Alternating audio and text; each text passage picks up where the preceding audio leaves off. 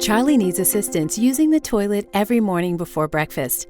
As he requires 2 people to assist him, Jenny asks Doug, another care provider, for help. She performs hand hygiene and collects the items she will need to provide continence care before asking Charlie if she can enter his room. Charlie, can we come in? Incontinence is a sensitive situation for any resident, so it requires a person-centered approach. Jenny engages in conversation with Charlie. How are you doing today, Charlie? Before asking if he needs assistance to use the toilet. As a care provider, you should ask the resident if they need assistance before you provide continence care. Jenny walks to the bathroom with the supplies she needs, turns on the light, and turns on the tap. She wets the washcloth with warm water, performs hand hygiene, and puts on her gloves. The bathroom is now ready for continence care. With confirmation from Charlie that he's ready, Doug and Jenny help Charlie enter the bathroom. Doug positions Charlie in front of the toilet. To ensure resident safety, it's important to lock the wheelchair into place before assisting the resident to stand up. Doug performs hand hygiene and puts on clean gloves before he and Jenny come to stand on either side of Charlie. And that is what you're going to use to push yourself up. Jenny provides Charlie with clear instructions on how to stand up.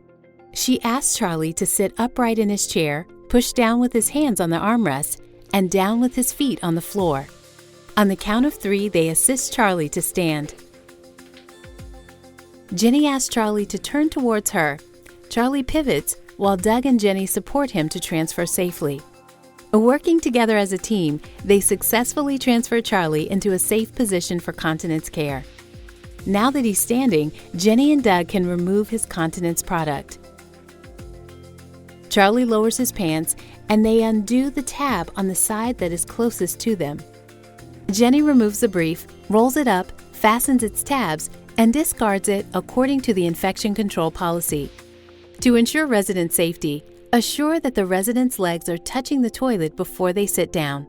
Once seated, encourage the resident to empty their bladder and bowel. To preserve resident dignity, provide privacy to the resident. If leaving the bathroom, provide the resident with a call bell for safety.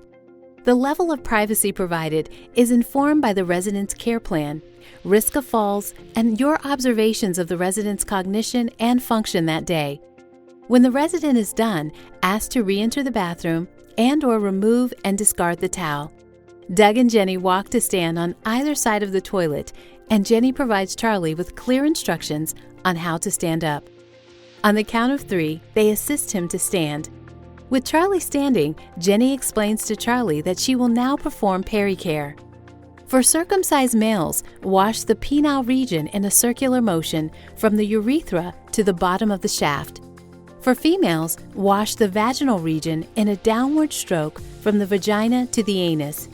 Jenny discards the soiled washcloth according to the infection control policy before drying the area and discarding the soiled towel. Now it's time to apply a clean brief. While still supporting the resident, explain what you're about to do. Stretch the brief out and fold it lengthwise. Place the brief between the resident's legs from front to back.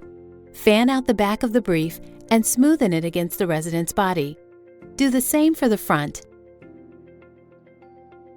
Bring the brief side panels around to the front and rub the hook tabs down. Gently tug the tabs to make sure they're secure. Adjust the brief by pulling the inner thigh folds down and fitting the brief into the resident's groin. Assure the resident is comfortable and with his or her confirmation, raise their pants. After providing continence care, you should always perform hand hygiene and change your gloves. Now it's time to get Charlie back into his wheelchair. Jenny asks Charlie to turn towards his left. He pivots toward her while Doug and Jenny support him to transfer safely.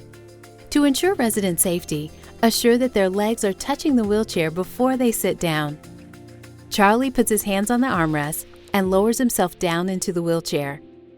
Jenny and Doug remove and place their gloves into the garbage before performing hand hygiene and offer to help Charlie wash his hands. Finally, Jenny checks to make sure Charlie is comfortable. Are you feeling comfortable there, Charlie? While Doug helps Charlie leave the room, Jenny cleans the bathroom. Not only is the resident's health and safety a priority, but so is Jenny and Doug's. When they're finished, Jenny performs hand hygiene and makes a note in Charlie's chart that continence care was provided. She also documents any relevant observations. For example, this morning, Charlie's brief was soiled. Ongoing review of Charlie's care plan is important to ensure person-centered care is provided.